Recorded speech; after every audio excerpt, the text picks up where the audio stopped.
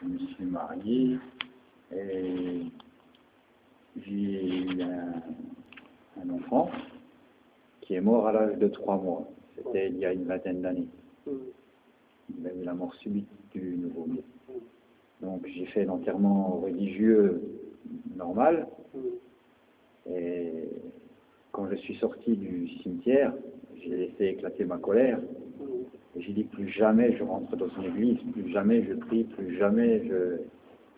C'était il y a 20 ans. Oui.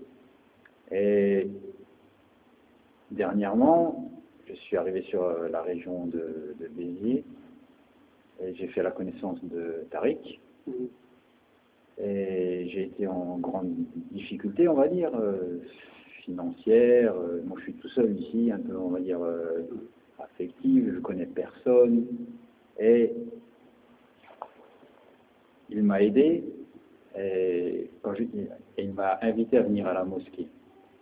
Et je me suis senti bien, accueilli par des gens agréables. Personne ne m'a posé de questions par rapport à mon habillement, à ma couleur, le fait que je ne fasse pas la prière. Je suis rentré, je me suis mis là, mais ça embêtait personne. Et je me suis senti bien. Et il s'est passé une chose, mais qui est... Comme je suis vraiment actuellement en grande difficulté financière, j'ai été voir le centre communal d'action sociale de Béziers pour essayer d'avoir des aides. Mais étant donné que je suis salarié et que je travaille, on m'a dit normalement des aides vous n'en aurez pas parce que nous on aide Ceux qui ne sont pas salariés. les non-salariés. Et j'ai passé peut-être une dizaine de jours ici.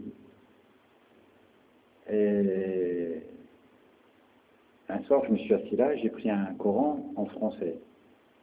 J'ai lu un petit peu, 16 pages, c'est pas beaucoup.